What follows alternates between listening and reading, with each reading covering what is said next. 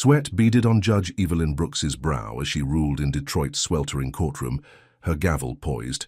Then Officer Daniel Voss barged in, his meaty palm cracking across her face, splitting her lip. "Know your place," he spat, grinning as blood dripped. Gasps erupted, but Evelyn rose unbowed, her 58-year-old frame radiating fury. He'd mistaken her for a clerk, not the judge. This slap would unravel his world and hers forever. But how far would the fallout stretch? Before we dive in, let us know where you're watching from.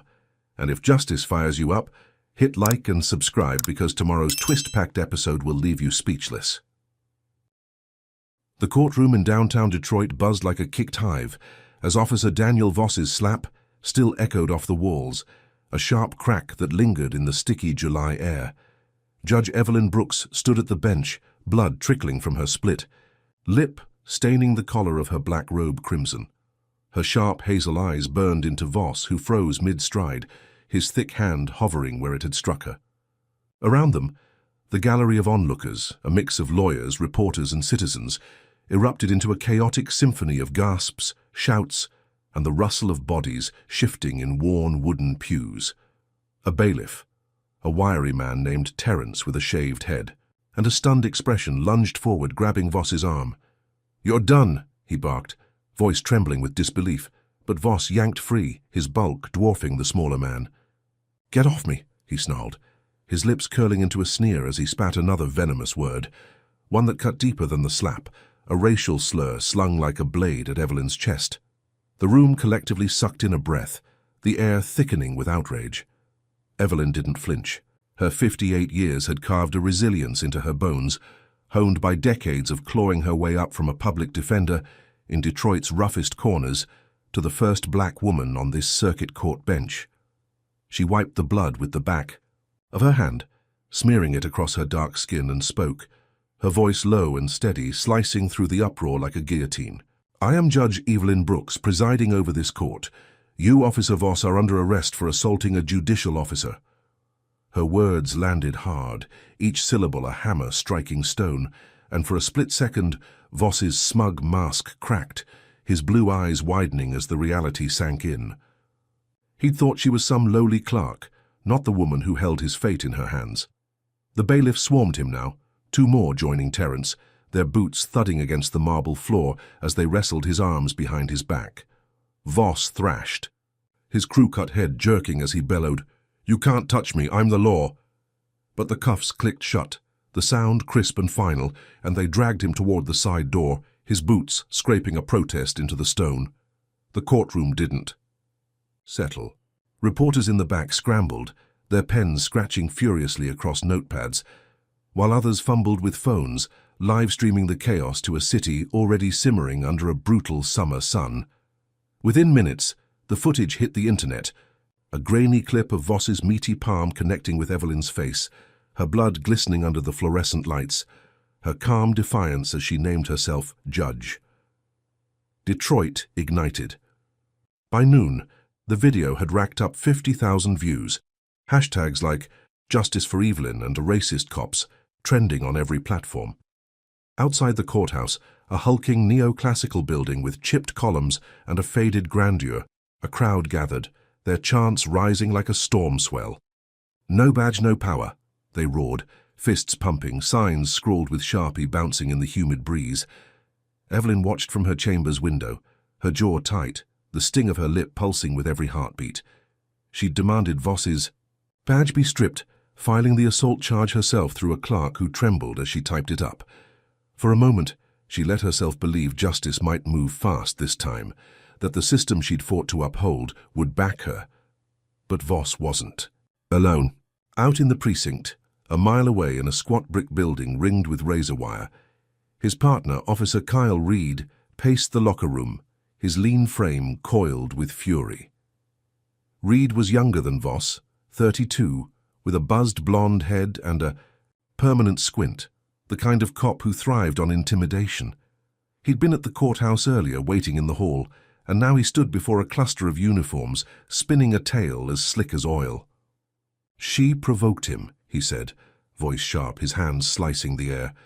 "That Judge Brooks she got in his face, acting like she owned the place. Dan had to shut it down. The others nodded, a few grunting agreement, their loyalty to Voss outweighing the truth they'd seen with their own eyes. Reed didn't stop there. He stormed out to the precinct steps where news vans had already parked, their antennas piercing the sky. Cameras rolled as he leaned into a microphone, his squint narrowing further. Judge Brooks escalated this. She's unfit to sit on any bench, stirring up trouble for good officers. We're the victims here. His words slithered into the afternoon. Broadcasts, twisting the slap into a defense of law and order. Evelyn cast as the aggressor, a black woman too bold for her station. The precinct brass didn't hesitate. By 3 that afternoon, a statement hit the wire. Officer Voss acted under duress. Judge Brooks's behavior is under review. Evelyn's phone buzzed as the clerk rushed into her chambers, a young woman named Aisha with wide eyes and a tablet clutched to her chest. They're saying you started it, Aisha stammered, swiping to show the press release. Evelyn's stomach churned, but her face stayed stone. She'd seen this playbook before, the way they flipped victims into villains, especially when the victim was black and the system white. She dialed the chief judge, a grizzled man named Harold Klein who'd mentored her early on. Harold, they're lying, she said, her tone clipped. I need this shut down. His sigh crackled through the line. Evelyn, it's messy. The union's already screaming. Give it a day to cool. She hung up, her knuckles whitening around the phone. Cooling off wasn't an option when the fire was already spreading. Outside, the chants grew louder, a rhythmic pulse against the courthouse's thick walls. Evelyn, Evelyn, they shouted, her name a banner waved by strangers who saw her as their voice. She stepped to the window again, peering through the blinds at the sea of faces, mostly black and brown, their anger a mirror to her own. Aisha hovered behind her, tablet still glowing with updates. Twitter's exploding, she said. They're calling you a hero. Evelyn's lip twitched, not quite a smile. Hero wasn't the word she'd choose, not yet. She turned back to her desk, pulling up the assault charge file, triple-checking every line. Voss was in a holding cell now, his badge technically suspended, pending review. She'd pushed the first domino, and it felt good, like the scales might finally tip her way. But Reed wasn't done. By dusk, as the sun sank behind Detroit's jagged skyline, he'd rallied the precinct's inner circle, a dozen cops with histories as checkered as Voss's. They huddled in a back room, the air thick with cigarette smoke and resentment. She thinks she's one, Reed said, his voice a low growl. We'll show her what happens when you cross us. He punched a number into his phone, reaching a contact at a local news station, a producer eager for dirt. Got more on Brooks, he lied smoothly. She's been soft on crime for years, letting thugs walk. This is personal for her. The producer bit, and within an hour, a new headline crawled across screens. Judge Brooks's bias under. Scrutiny. The precinct doubled down, filing a formal complaint with the Judicial Oversight Board, alleging Evelyn's emotional instability made her unfit to rule on Voss's case, or any case. They demanded her entire docket be frozen, a move that would grind her courtroom to a halt. Evelyn got the call at 8 that night, Harold's voice heavy on the other end. They've suspended your cases, Ev, he said. Board's reviewing. It tomorrow. I couldn't stop it. She stood in her chambers, the room dim save for the desk lamp casting long shadows across her face. Her lip had scabbed over, a dark line against her skin, but the sting felt fresh again. She'd ordered. Voss locked up, pushed the charge through, rallied the truth to her side, and still they'd turned it against her.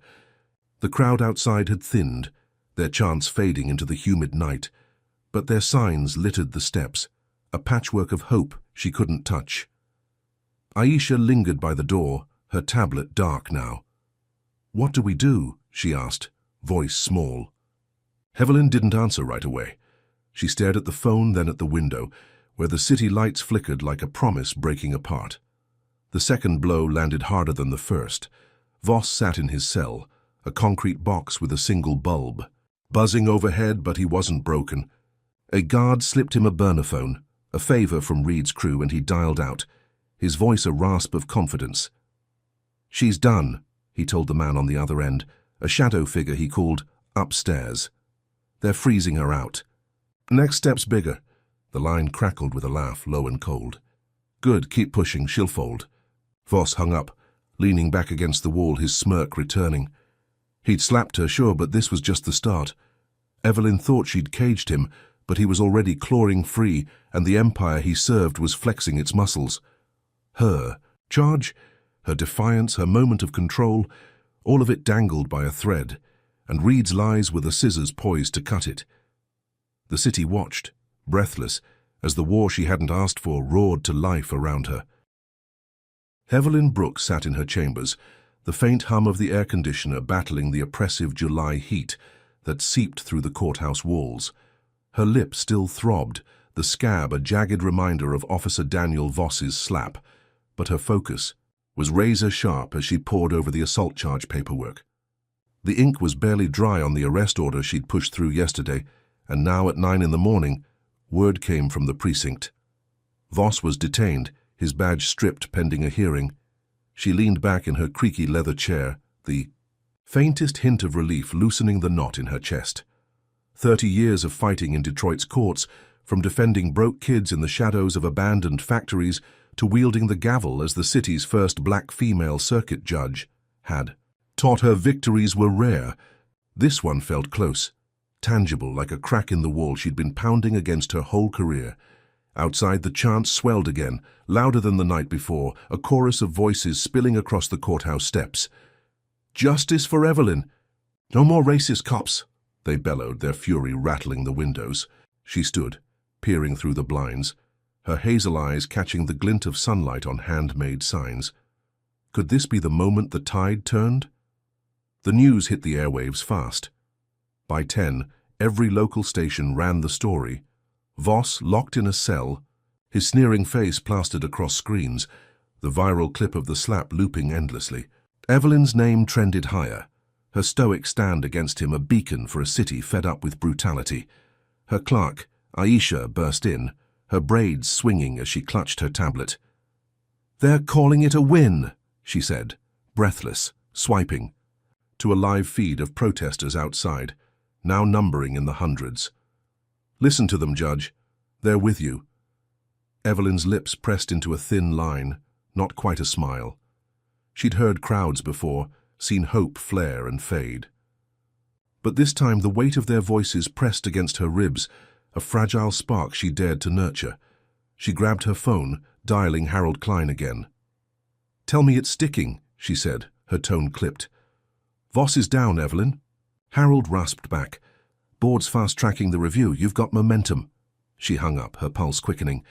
Was this what justice felt like? Raw and real. Not just a word carved into the courthouse facade. The streets of Detroit pulsed with that momentum. By noon, the crowd swelled to 1,000, spilling onto Jefferson Avenue, blocking traffic with their bodies and their rage. A young man with a megaphone climbed onto a rusted pickup, his voice booming. "Evelyn Brooks is us. She's fighting. For us." Cheers erupted, fists punching the air, a tidal wave of sound that rolled back to the courthouse. Evelyn watched from her window, her breath catching as a teenage girl held up a poster. "Black Judges Matter." For a fleeting second, she let herself believe it, that this wasn't just her fight anymore, that the city might finally see her not as a threat, but as a shield. She turned to Aisha, who'd stayed glued to her side. "Get me every file on Voss," she said, voice firm. "If he's down, we keep him there." Aisha nodded, darting off, and Evelyn felt the ground shift beneath her. Could one slap really topple a giant? But giants don't fall easy. Across town in the precinct's grimy break room, Officer Kyle Reed hunched over a laptop, his blonde buzz cut glinting under the flickering lights. His fingers flew across the keys, uploading a file to a shady contact at a local blog. The video hit the web at one sharp, a doctored cut of the courtroom chaos. In this version, Evelyn leaned forward just before the slap, her arm raised as if lunging, her face twisted into a snarl. It was a lie stitched together with cheap software, but it spread like wildfire, racking up 10,000 views in an hour. Reed leaned back, a smirk tugging at his thin lips as he dialed a reporter he knew, a guy named Greg with a taste for scandal. "Check the link," Reed said, voice smooth as gravel. She went at him first, Voss was defending himself. Greg didn't ask questions, just ran it, and by 2 the narrative flipped. Headlines screamed, "Judge Brooks provokes officer in shocking assault video." The protesters' chants faltered as phones buzzed with the update, confusion rippling through the crowd. Did they trust their eyes or the screen? Reed didn't stop there. He stormed the precinct steps again, this time with a bigger audience, cameras flashing as he squared his shoulders. "She's been gunning for us," he said, his squint narrowing into a glare. "That judge has a vendetta, and now she's playing victim. We're the ones under attack." The precinct brass nodded behind him, their crisp uniforms a wall of support. Inside Voss's cell, the burner phone buzzed again. A text from Reed. "It's working." Voss grinned, his meaty fingers tapping a reply. "Keep it coming, she's toast." Upstairs, the shadow figure he'd called upstairs listened in. A man in a sleek office overlooking the Detroit River, his tie crisp, his smile colder than the steel desk he sat behind. He dialed the mayor, a wiry man named Carl Durant, with a re-election campaign dangling by a thread. "Brooks is a liability," the man said, voice silk over venom. "Shut her down." Durant didn't argue. He'd owed favors to Voss's crew for years, and this was the bill coming due.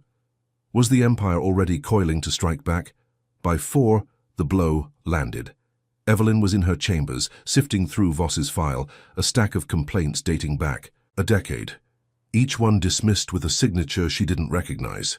Aisha burst in again, her face ashen. "They've called an emergency council meeting," she said, shoving the tablet at Evelyn. The screen glowed with a live stream. Durant at a podium, his pinched face gleaming with sweat.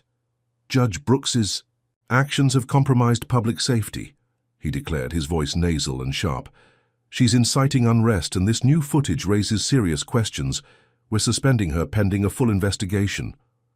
The room tilted under Evelyn's feet, her breath snagging in her throat. She'd locked Voss up, rallied the city, tasted victory, and now this.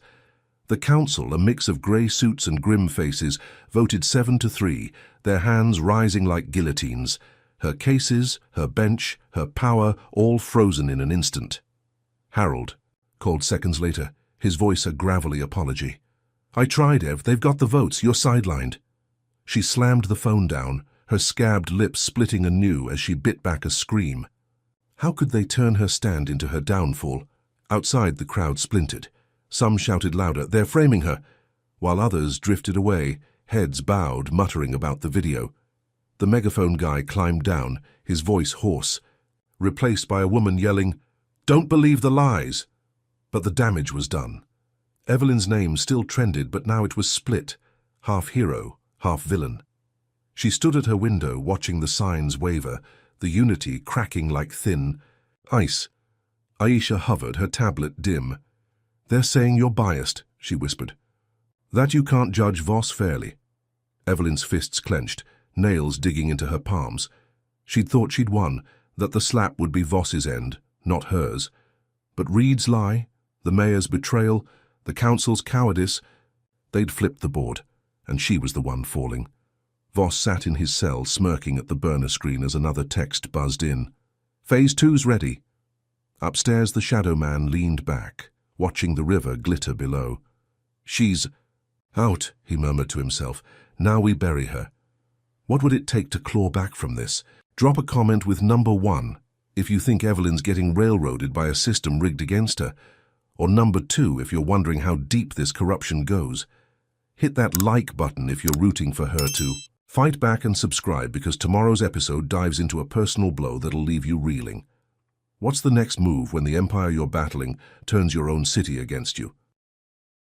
Evelyn Brooks pulled her sedan into the driveway of her modest 2-story home in West Detroit, the engine's hum fading into the sticky evening air. The sun had dipped below the horizon, painting the sky a bruised purple, and the street was quiet, save for the distant bark of a stray dog. Her shoulders sagged as she stepped out, the weight of the day's betrayal pressing down like a lead blanket. The council's vote to suspend her still echoed in her skull, a bitter pill she couldn't swallow, but she'd resolved to regroup, to shield her family from the storm she'd stirred. Her keys jangled as she approached the front door, but her hand froze mid-turn. The wood was splintered, the lock dangling like a broken tooth. She pushed it open, and her breath snagged in her throat. The living room was a wreckage, glass from shattered windows crunching under her flats, furniture upended, cushions slashed open to spill their guts across the floor. Spray-painted in jagged red letters across the far wall were the words "Go back." The paint still wet, dripping like blood. Her heart slammed against her ribs as she stumbled inside, her hazel eyes darting through the chaos. "Marcus!" she called, her voice cracking as she bolted up the stairs, the banister sticky with more paint. Her 16-year-old son's bedroom door hung ajar, and she shoved it wide, dread coiling in her gut. Marcus sat on his bed, his lanky frame hunched, his brown eyes wide with a fear she'd never seen in him before. He clutched his phone. The screen cracked, his knuckles scraped raw.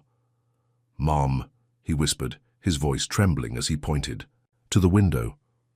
The glass was gone, shards glittering on the carpet, and a brick lay in the center, a jagged chunk of concrete that had missed his head by inches. Evelyn rushed to him, pulling him into her arms, his thin shoulders shaking against her chest. I heard it crash," he stammered, his breath hot against her neck. She smoothed his tight curls, her own pulse racing as she scanned the room, every shadow a threat. Who had done this, and how far would they go? She guided Marcus downstairs, her arm tight around him, stepping over the debris of her once safe haven. The air stank of paint fumes and malice, and her mind churned with the day's events. Voss's slap, Reed's lies, the council's betrayal. This wasn't random. She knew it in her bones. She grabbed her phone, dialing 911 with trembling fingers, her voice steady despite the storm inside her. "My home's been vandalized," she said, giving the address, her tone clipped. "Send someone now." The dispatcher promised a patrol car, but the wait stretched into an eternity, the silence outside broken only by Marcus's shallow breaths. Beside her on the couch. When the cops finally arrived, 2 officers in crisp blue uniforms stepped through the doorway, their faces blank, their boots grinding glass into the hardwood. "Judge Brooks," the taller one said, a white man named Officer Perry with a buzz cut and a bored stare. "Looks like a mess.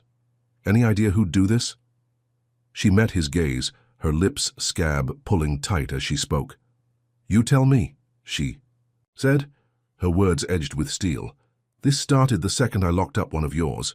Perry scribbled in a notepad, his pen moving slow while his partner, a shorter guy with a patchy beard, poked at the brick with his toe. "Kids, probably," Perry muttered, not looking up. "Or some protester gone rogue. We'll file it." Evelyn's fists clenched at her sides, her nails biting into her palms. She knew that tone, the dismissal, the way they'd already decided this wasn't worth their time. She pointed to the wall, the red letters screaming their hate. "That's not kids," she said, her voice rising. "That's a threat," Perry shrugged, tucking the notepad away. "We'll look into it," he said, already turning for the door, his partner trailing behind. The patrol car peeled off, leaving her standing in the ruins, Marcus shivering beside her. She pulled him close again, her mind racing. She'd report this, rally her neighbors, turn this attack into fuel. They wouldn't break her. Not here. Not in her own home. But the Empire wasn't sleeping.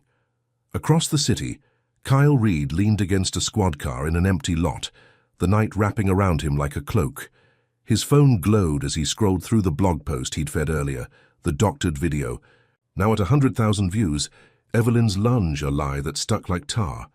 He smirked, then glanced at the half-dozen figures gathered around him, a mix of off-duty cops and local toughs, their faces shadowed under hoods.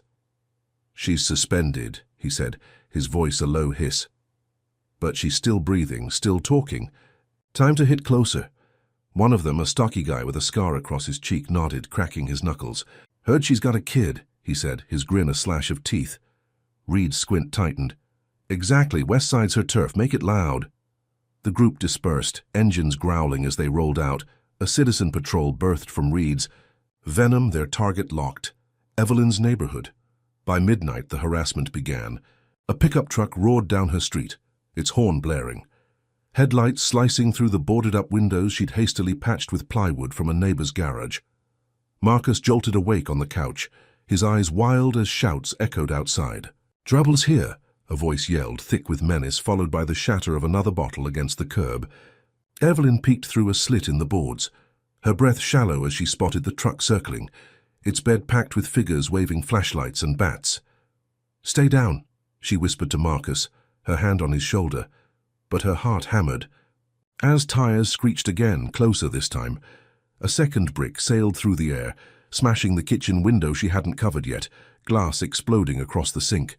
Marcus flinched, a whimper escaping his throat, and Evelyn's resolve hardened.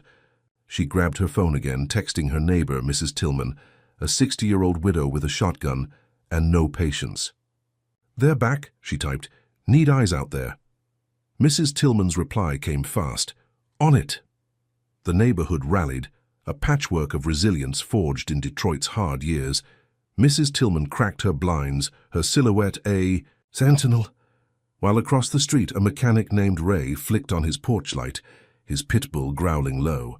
The truck slowed, its occupants jeering, but the lights and faces peering back made them hesitate. Evelyn stood at her door, phone recording, her voice steady as she narrated for the video. "This is what they do when you fight back," she said, the lens catching the truck's license plate before it peeled off into the night. She uploaded it to a community group chat, her fingers shaking but sure, and within minutes replies flooded in. "We're with you, Judge." She exhaled, turning to Marcus, who'd crept to her side. "We're not alone," she said, squeezing his hand, believing for a moment she'd turned the tide again, that this solidarity could hold them up. But the counterstrike was swift and brutal. At dawn, as the sky bled pink over the city, 2 squad cars rolled up to her house, their lights flashing silent and cold. Evelyn stepped outside, Marcus behind her, as Officer Perry climbed out, his bored stare replaced by a smirk. "Got her," Cole, he said, flashing a warrant. "Your son's tied to last night's vandalism. We're taking him in." Her stomach dropped, ice flooding her veins. "What call?" she demanded, but Perry ignored her, nodding to his partner, who grabbed Marcus's arm. "Mom!" Marcus yelped, twisting as the cuffs snapped on, his scraped knuckles brushing the metal. Evelyn lunged forward, her voice a roar. "This is a lie. You've got nothing." Perry held up a baggie, a smear of red paint inside, pulled from his pocket like a magic trick. "Found this in your trash," he said, his smirk widening. "Matches the wall." She froze, the air sucked from her lungs. They'd staged it, planted it, turned her own home into a trap. The neighbors gathered, Mrs. Tillman shouting from her porch, Ray's dog barking mad. But the cops shoved Marcus into the car, its door slamming shut with a clang that echoed down the block. Evelyn's phone buzzed, a text from an unknown number. "Keep pushing. Lose more." She stared at the screen, her vision blurring as the squad car rolled away, Marcus's terrified face pressed to the window. Perry lingered, leaning close, his breath sour. "Should have stayed quiet, Judge," he muttered, then climbed in and drove off. She stood in the wreckage of her yard, the red paint on her wall glaring in the morning light. Her son gone, her sanctuary violated. She'd reported the attack, rallied her people, thought she'd held the line. But they'd struck deeper, twisting, her fight into a noose around her family. Across town, Reed watched the arrest stream live from a precinct feed, his squint glinting with triumph. "One down," he said into his phone, the shadow man's voice purring back. "Good. Next is worse." Evelyn Brooks stood in the dim light of the precinct lobby, her flat scuffing the cracked linoleum, as she handed over a cashier's check for Marcus's bail. The clock above the desk ticked past noon, its hands sluggish in the stifling July, heat that clung to Detroit like a second skin. Her son shuffled out from the holding area, his wrists red from the cuffs, his brown eyes hollow with a fear that hadn't been there 2 days ago. She pulled him into a fierce hug, her fingers digging into his back, the paint-stained baggie Officer Perry had found still burning in her mind.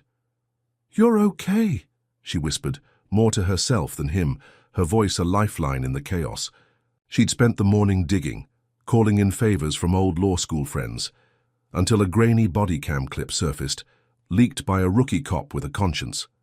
It showed Perry slipping the baggie into her trash, his smirk caught in profile, as he muttered, "This'll stick." Evelyn had marched it straight to the precinct, her jaw set, demanding Marcus's release. The desk sergeant, a grizzled man with a salt and pepper beard, watched the clip, his face souring as he waved her through. "Charges dropped," he grunted, shoving papers at her. "Take him and go." She exhaled, a flicker of triumph sparking in her chest. Could this be the break she needed? They drove home in silence, the sedan's AC rattling as Marcus stared out the window, his scraped knuckles flexing against his jeans. Evelyn's mind raced, piecing together the next move. The leaked video was gold, proof they'd framed her. "Son," and she'd already sent it to a local reporter, a woman named Tanya with a nose for corruption. By 2, the story broke online.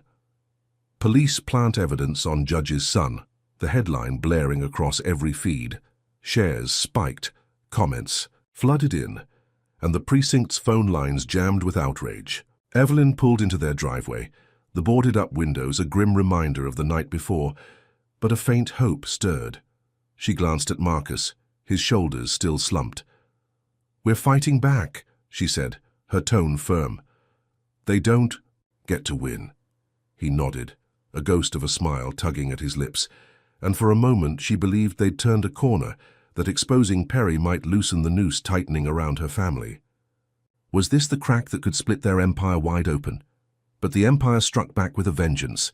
Across town, Daniel Voss paced his cell, the concrete walls slick with damp, his meaty hands flexing as he gripped the burner phone Reed had slipped him. He'd watched the bail story hit, Evelyn's win flashing across a smuggled newsfeed, and his smirk twisted into a scowl. "She's still swinging," he rasped into the phone, his voice thick with contempt. The shadow man on the other end, his tone smooth as polished steel, replied, then hit harder. "Her brother's place now." Voss hung up, dialing Reed next, his orders sharp. "Jamal's shop, make it hurt." Reed didn't hesitate. By 3, he'd rallied his crew, a half-dozen cops still loyal to Voss, their badges gleaming as they piled into unmarked cars. Their target, Jamal's barbershop, a squat brick building on the east side where Evelyn's older brother had cut hair for 30 years, a community hub with faded red chairs and walls plastered with old Motown posters. The bust went down at 4. Reed kicked the door open, his boots thudding against the tile as he stormed in, gun drawn, shouting, "Police! Hands up!" Jamal, a broad man with greying dreads and a steady gaze, froze mid-cut, scissors glinting in his hand. Customers, a mix of old-timers and kids, scattered, chairs toppling as Reed's crew swarmed the room. "We've got a tip," Reed barked, his squint glinting with malice. "Drugs on the premises," Jamal's voice rumbled, calm but edged. "You're lying. Check it yourself." Reed smirked, nodding to a cop who slipped behind the counter, planting a bag of pills in a drawer faster than a blink. "Found it," the cop called, holding it up, the lie as blatant as the sun outside. Jamal lunged, his fist grazing Reed's. Jaw before 2 officers tackled him, slamming his face into the floor, blood pooling from a split brow. They cuffed him, dragging him out as customers yelled, phones recording the chaos. By 5, Jamal was in a cell, charged with possession and assault. His shop locked down, yellow tape flapping in the breeze. Evelyn got the call as she patched another window at home. Marcus napping upstairs, the day's ordeal etched into his slack face. "They've got Jamal," her sister-in-law, Patrice, sobbed through the line, her voice breaking. "Said he had drugs. It's a setup, Ev." Evelyn's knees buckled, the hammer slipping from her hand to clatter on the hardwood. She raced to the shop, arriving as dusk settled, the street buzzing with neighbors, their anger a low hum against the sirens. The tape barred her path, but she saw the wreckage through the glass, chairs overturned, mirrors cracked. Jamal's life shredded in an hour. She clenched her fists, the body cam wind fading to ash in her throat. She'd freed Marcus, thought. She'd struck back, but this was their answer, a claw ripping deeper into her family. How much more could they take before she broke? Then came the fire. At 10 that night, as Evelyn sat in her kitchen, plotting Jamal's defense with a legal pad and a cold coffee, a glow flared outside. She bolted to the window, her breath catching as flames licked up the barbershop's walls, a mile away, but visible in the dark sky. Sirens wailed too late, as the blaze roared, swallowing the building in a hungry orange maw. She grabbed her keys, driving through red lights, her heart pounding as she skidded to a stop across the street. Firefighters battled the inferno, hoses arcing water into the smoke, but the shop was gone, its roof caving in with a groan that echoed in her chest. Neighbors wept, their faces lit by the glow, and a cop in a slicker shrugged at her. "Looks like gang payback," he said, his tone flat. "Heard Jamal was dealing." Evelyn's vision blurred, fury and grief warring inside her. It wasn't gangs, it was Reed, Voss, the empire she'd dared to defy, torching her brother's legacy to ash. She stormed the precinct again, her flat slapping the linoleum as she demanded answers. "Check the cameras," she shouted at the desk sergeant, her voice raw. "This is retaliation." He leaned back, his beard bristling as he smirked. "No footage, Judge. Power outage on that block. Tough luck." She froze, the lie so bold, it stole her air. They'd covered it, erased it, turned her brother's life into a ghost story. Reed watched from a corner, his squint catching the light as he stepped forward, his voice a taunt. "Your family's got a knack for trouble, Brooks. Criminals by blood, huh?" She spun, her finger jabbing at his chest, her words a hiss. "You did this. I'll prove it." He laughed, stepping back, his crew closing ranks behind him. "Prove? What? Shop's gone, Jamal's done, keep digging, see what else burns." Evelyn drove home, the city a blur through tears she wouldn't let fall. Marcus met her at the door, his eyes red, the news already on his phone. "Uncle Jamal's shop," he whispered, and she pulled him close, her resolve steeling despite the ache. She'd exposed Perry, freed her son, thought she'd won a round, but they'd countered with a sledgehammer, framing Jamal, torching his world, pinning it on ghosts. Her phone buzzed, another unknown number. Back off or it's the kid next. She stared at the screen, her breath shallow, the Empire's shadow looming larger than ever. Jamal sat in a cell, his blood on the floor, his shop a smouldering ruin, and she stood in the wreckage, her fight bleeding out with every move they made. Think the cops crossed a line torching Jamal's shop? Comment number 1 if you're raging at this setup, or number 2 if you think Evelyn's family deserves a break. Smash that like button if you're hooked on her fight, and subscribe because tomorrow's episode drops a betrayal that'll flip everything upside down. When the Empire burns your world, how do you strike back without losing it all? Evelyn Brooks sat at her kitchen table, the morning sun slicing through the boarded-up windows of her West Detroit home, casting jagged shadows across the legal pad in front of her. The air smelled of stale coffee and ash, a lingering ghost of Jamal's barbershop fire from the night before. Her hazel eyes, bloodshot from sleepless hours, traced the notes she'd scrawled, names, dates, every move Reed and Voss had made since that slap in her courtroom. Marcus slept upstairs, his breathing a faint rhythm she clung to, while Jamal languished in a cell, his shop a charred skeleton across town. She'd freed her son with that body cam leak, thought she'd gained ground, but the Empire's counterstrike had gutted her family again. Her phone buzzed, Patrice's voice trembling through the line. "They're keeping him, Ev, no bail yet." Evelyn's jaw tightened, her pen digging into the paper. She needed more than scraps now. She needed a sledgehammer to smash their lies wide open. That's when she called Tony Ruiz, a private investigator she'd known since her public defender days, a wiry man with a scar over his left eyebrow and a knack for digging where cops wouldn't. Tony met her at a diner off 8 Mile Road, its neon sign flickering in the noon haze, the booth sticky with grease and secrets.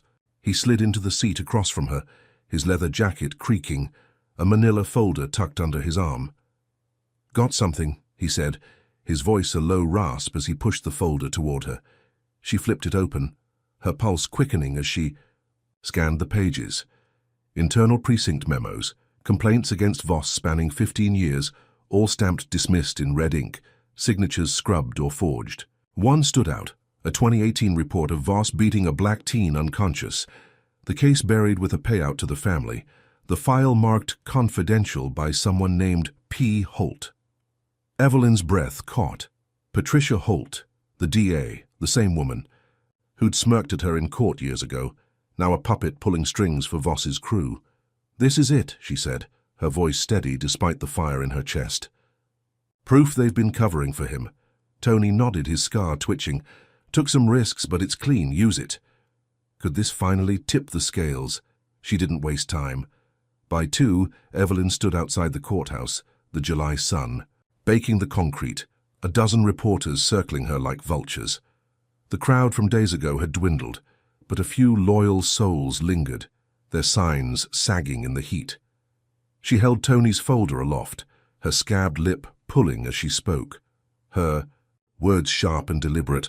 Officer Daniel Voss has brutalized this city for years, and the precinct's hidden it.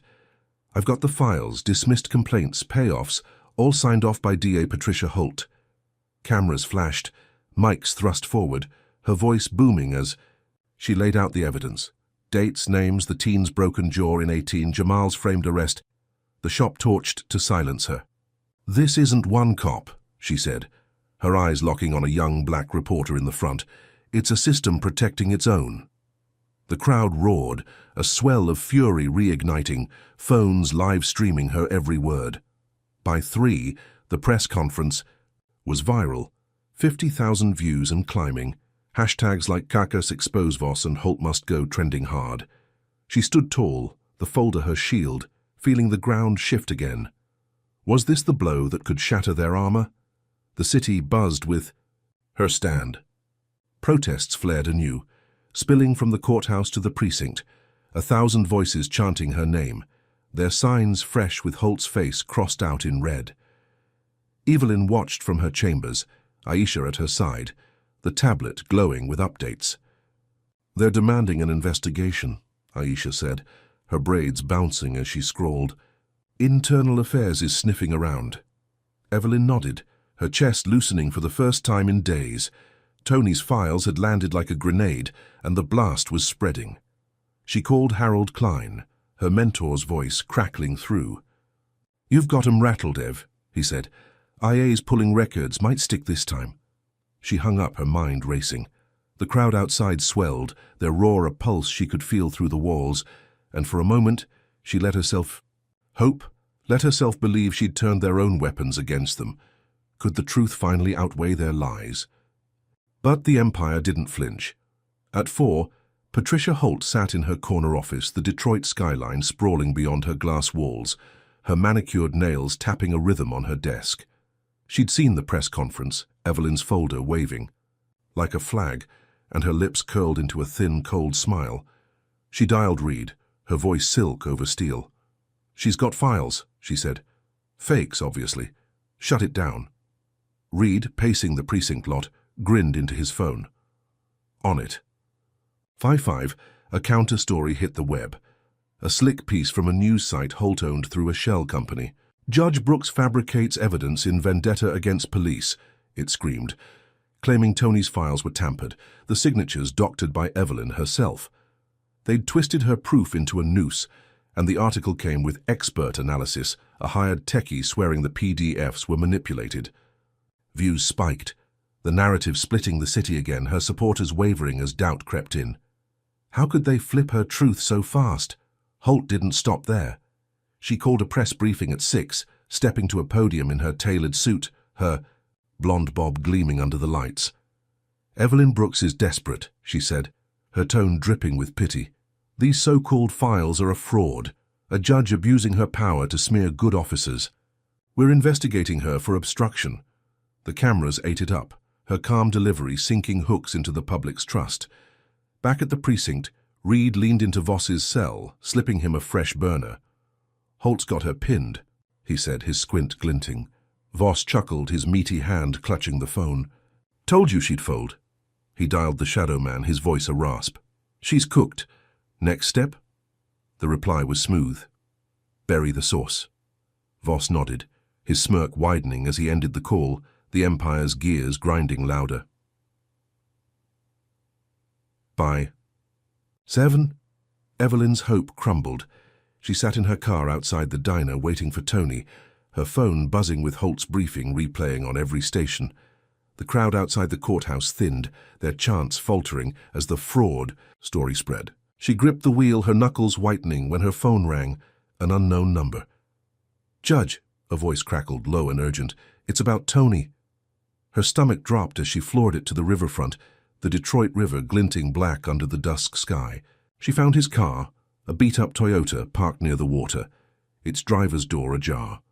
Tony slumped inside, his scar stark against his pale face, eyes glassy, a needle dangling from his arm. She yanked the door wider, her screams swallowed by the wind as she checked his pulse. Nothing, his skin cold. "No," she whispered, her hands shaking as she stumbled back, the folder's pages fluttering from his lap to the muddy ground. Cops arrived, their lights flashing, one muttering, "Overdose," his tone flat. But she saw the truth in the needle's angle, forced, not chosen. She stood frozen as they zipped Tony into a bag, her mind reeling. He'd risked everything, handed her the Empire's secrets, and now he was gone, his death a message carved in silence. The cops didn't linger, leaving her with the river's hum and the weight of her failure.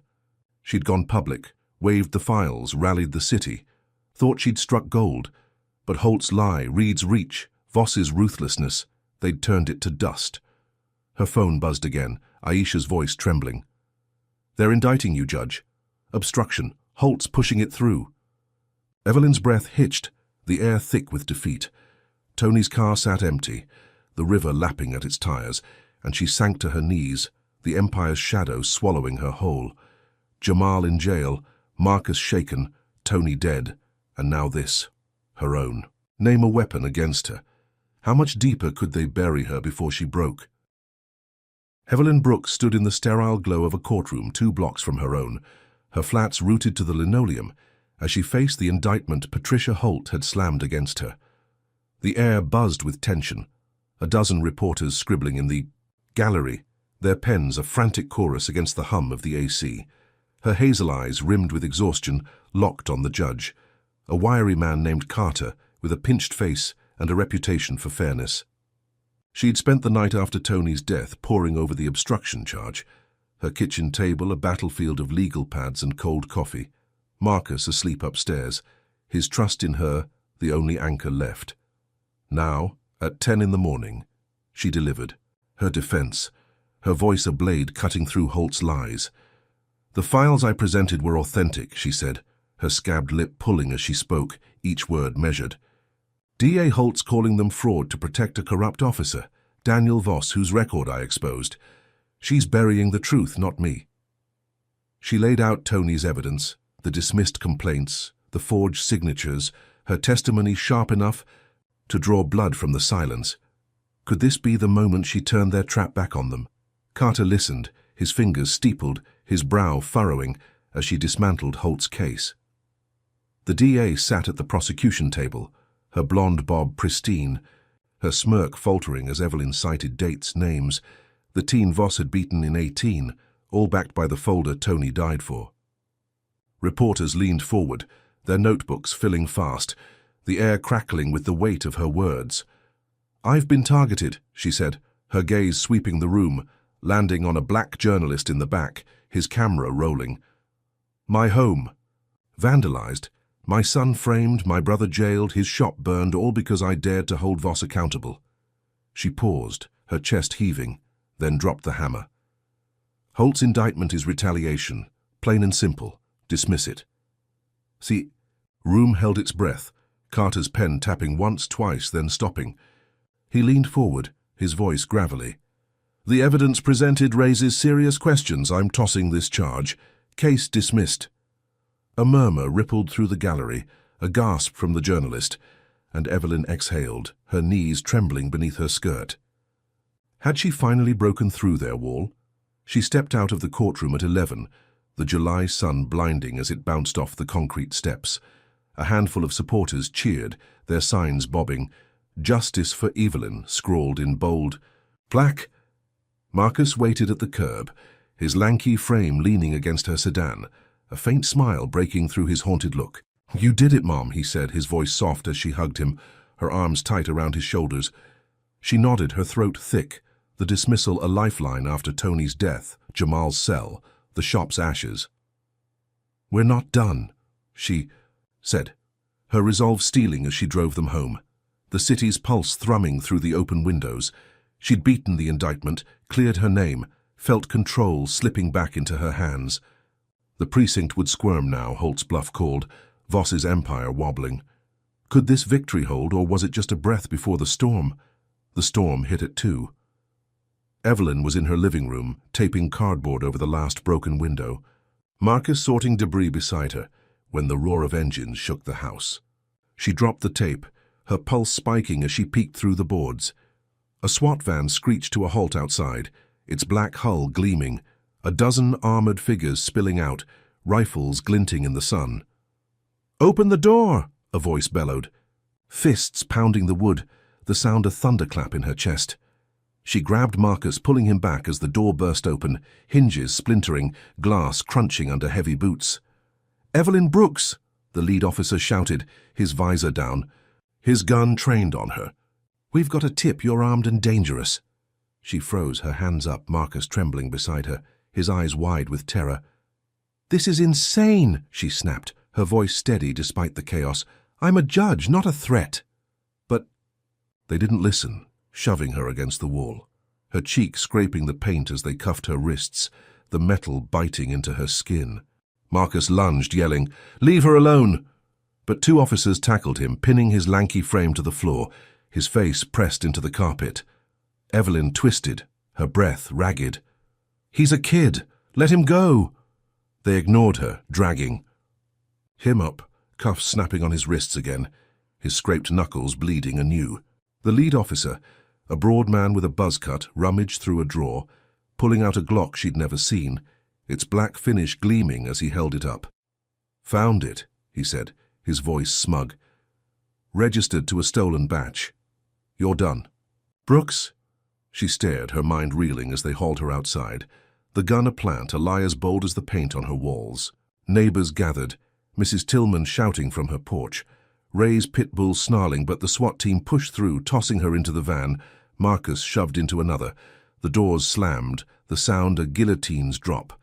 And she sat in the dark, her victory from hours ago shredded like paper in a fire. They took her to a holding cell, a concrete box stinking of sweat and bleach, her wrists still cuffed as she sat on a metal bench. Marcus was somewhere else.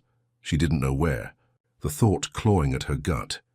That 4, the cell door creaked open, and Daniel Voss stepped in, his bulk filling the frame, his smirk a slash across his face. He'd been bailed out that morning, she realized, his freedom a slap worse than the first. "Told you," he said, his voice a rasp as he leaned close, his breath sour. "You'll never sit again. That bench is mine now." She met his gaze, her hazel eyes blazing despite the cuffs, her words a hiss. "You're a coward, Voss. This won't hold." He chuckled, stepping back, his meaty hand tapping the burner phone in his pocket. "It'll hold long enough," he said, then turned, the door clanging shut behind him, leaving her in the dim buzz of a single bulb. She sat there, the cold seeping into her bones, her mind racing through the day. She'd fought Holt in court, torn apart the indictment, walked out free only for this, a SWAT raid, a planted gun, her son cuffed again. The tip, the timing, it reeked of Reed, of Voss, of the Empire striking back with a fist she couldn't dodge. Her home trashed again, her family split, her win a mirage that dissolved into this cell. She'd thought she'd regained control, that Carter's ruling was a shield, but they'd flipped it, turned her defiance into a felony, her son into collateral. Across town, Reed watched the raid footage on a precinct monitor, his squint glinting. As he dialed Holt, "She's locked," he said, his voice a growl. "Kid too." Holt's reply purred through the line. "Perfect, next we break her." Evelyn stared at the cell wall, her fists clenched, the Empire's weight crushing her. But a spark flickered still, a vow to claw her way out. How long? Could she fight before they took everything? Should Evelyn have seen this raid coming after beating Holt's charge? Comment number 1, if you think she's still got a shot to turn this around, or number 2, if you're worried Marcus won't make it out unscathed. Hit that like button if you're gripped by this Empire's dirty tricks, and subscribe because tomorrow's episode unleashes an ally who might just change the game. When they've got you cuffed and cornered, who can you trust to pull you back from the edge? Evelyn Brooks sat in the dim flicker of her holding cell, the concrete bench numbing her thighs as the hours blurred into a haze of fury and fear. The cuffs had been removed, but her wrists burned with red welts, a map of the SWAT raid that had torn her home apart and cuffed her son Marcus again. Voss's taunt echoed in her skull. "You'll never sit again." His smirk a brand on her resolve. She'd beaten Holt's indictment that morning, walked out of court free only to be slammed into this box by dusk. The planted Glock and noose they'd tightened fast. Her hazel eyes traced the cell's cracks, her mind clawing for a way out. When the door creaked open at midnight, a figure slipped in, a woman in a wrinkled uniform, her badge glinting faintly. Officer Lena Carter. "We've got 10 minutes, Lena whispered, her voice sharp, her dark braids pulled tight. "I'm getting you out." Evelyn stood, her knees stiff, suspicion warring with desperation. "Why risk it?" she asked, her tone low. Lena's jaw tightened. "Because I've seen Voss's files. I'm done covering for him." Lena moved fast, leading Evelyn through the precinct's back halls, her boots silent on the tile, the air thick with the stench of bleach and lies. She'd been a beat cop for 12 years, a black woman who'd climbed the ranks by keeping her head down. But Tony's death, Jamal's cell, the raid, it had snapped something in her. "I grabbed these," she said, shoving a USB drive into Evelyn's hand as they ducked into a stairwell. Voss's internal records unredacted, brutality, payoffs, Holt's signatures on every cover-up. Evelyn clutched the drive, her pulse spiking as they slipped out a service exit, the July night wrapping them in humid shadow. Lena's patrol car waited, engine idling, and they peeled off, Evelyn in the passenger seat, her mind racing. She'd been cuffed, cornered, her victory shredded, but this could be the dynamite to blow their empire apart. Could Lena's gamble turn the tide? They holed up in a safe house, a crumbling duplex on the east side, its windows taped with newspaper, the air stale with dust and mildew. Lena locked the door, her gun resting on a scarred table as Evelyn plugged the USB into an old laptop. The east screen glowed, files spilling open. Voss choking a man in 17, Reed breaking a kid's arm in 20, complaints buried, payments funneled through a shell called Blue Line Trust, Holt's name on every sign-off. Evelyn's breath caught, her fingers trembling as she scrolled, the scope of it staggering, decades of rot laid bare. "This is everything," she said, her voice a rasp. "We go public. They can't hide." Lena nodded, her eyes hard. "I've got contacts, protesters who'll amplify it.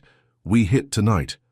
They uploaded the files to a burner site, anonymous, raw, and by 1 in the morning, the link hit group chats, forums, newsrooms. Could this be the spark to burn them down? The city erupted by dawn. Protests flared across Detroit, the precinct. Swarmed the courthouse steps packed with bodies chanting, "No more lies, free Evelyn." Signs waved high. Holt resign in bold red. The USB's files spreading like wildfire. 100,000 downloads in hours. Evelyn watched from the safe house, Lena's radio crackling with updates, her heart pounding as the crowd's roar filtered through the walls. Marcus was still in holding, Jamal too, but this was a pulse she could feel, a reckoning she'd ignited from the shadows. She called Aisha, her clerk's voice shaking through the line. "It's everywhere." "Judge, they're demanding IA step in." Evelyn's lips twitched, not a smile but close. She'd been cuffed, her home trashed, Tony dead. But Lena's move, these files, they'd flipped the script. The Empire was scrambling now, their secrets bleeding out. Was this the moment they cracked? But the Empire struck back with claws. At 8, Patricia Holt stood in the DA's office, her glass walls fogged with morning heat, her phone pressed to her ear as she barked at Reed. "She's underground, leaking files," she snapped, her voice a whip. "Shut it down."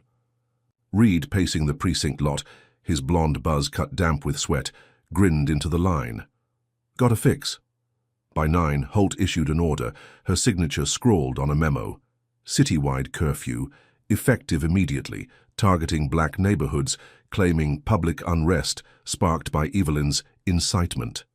Squad cars rolled out, sirens blaring, barricades rising around West and East Detroit, trapping families in their homes, cutting off the protest's lifeblood. The crowd outside the precinct thinned, forced back by batons and tear gas, their Signs trampled in the dust.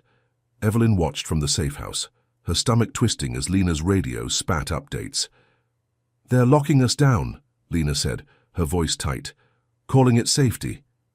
Evelyn's fists clenched, the USB's triumph. Souring fast, how could they choke her win so quick? The blow landed at 10.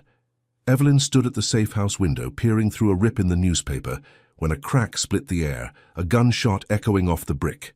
She ducked, pulling Lena down, her breath shallow as screams erupted outside. "Marcus!" she gasped, scrambling to the radio, but Lena grabbed it first, tuning to the chatter. "Shooting at the rally," a voice crackled, panicked. "Kids hit." Evelyn's world tilted, her knees buckling as she clawed at the table, her voice a raw plea. "Where? Tell me where?" Lena's eyes widened as the report clarified. Jefferson Avenue, the protest core, a sniper's bullet grazing a teenage boy, blood staining the pavement. Evelyn bolted for the door, Lena yanking her back.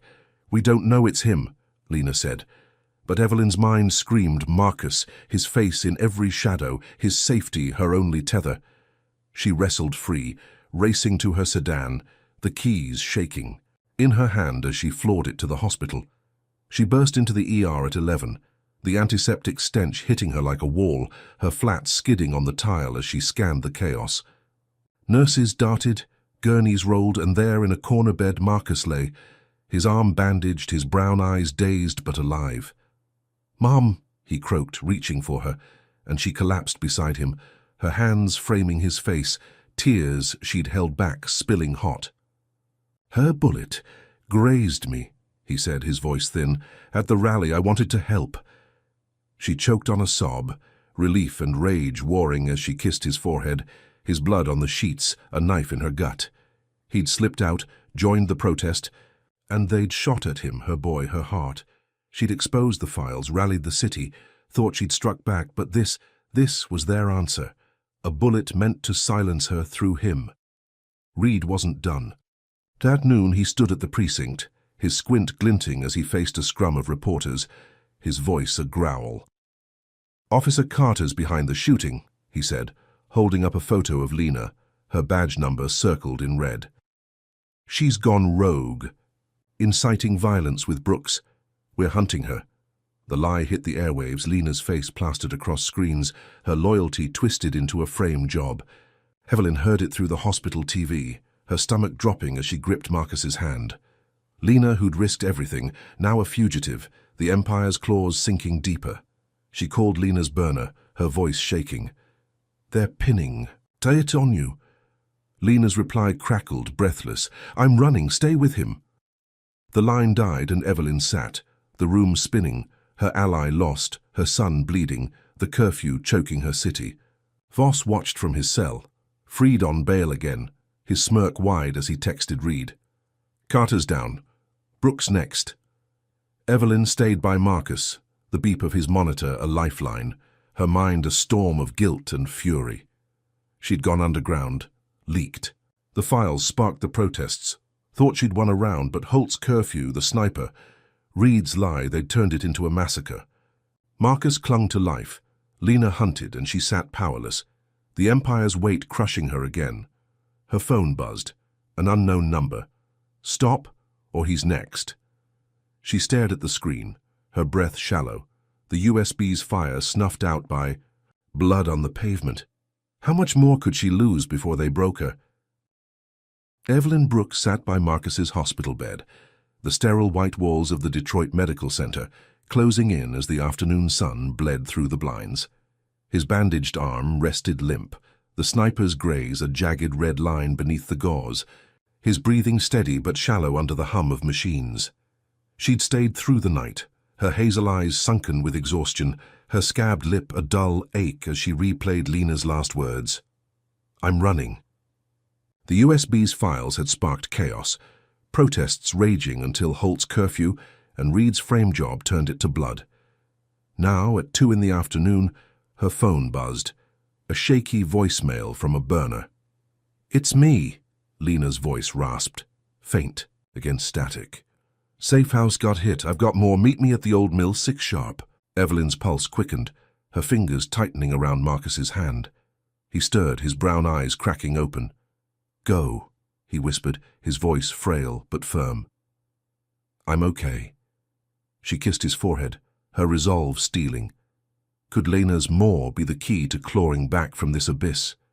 She left Marcus with a nurse she trusted, a stout woman named Gloria who'd grown up on the same block, and drove to the abandoned mill on the city's edge, its rusted skeleton looming against the July sky. The air stank of oil and decay, the river nearby lapping at crumbling docks. At 6, Lena emerged from the shadows, her uniform swapped for a hoodie, her braids tucked under a cap, a laptop under her arm. "Found this in a precinct dumpster," she said, her voice low as she booted it up, the screen flickering to life. It was a gold mine, emails between Holt and a councilman named James Tate, plotting to neutralize Evelyn, timestamps tying them to the curfew, the raid, even Tony's death. "Tate's your way in," Lena said, her eyes hard. "He's loud about reform, but he's dirty." Evelyn nodded, her mind racing as she copied the files to a new drive. Could this councilman crack the Empire's spine? She didn't wait.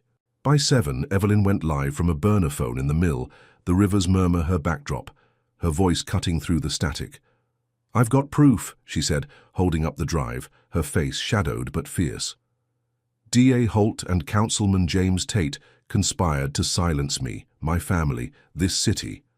Curfews, frame-ups, murders, it's all here." She read the emails aloud, dates and orders, her words a torch in the dark.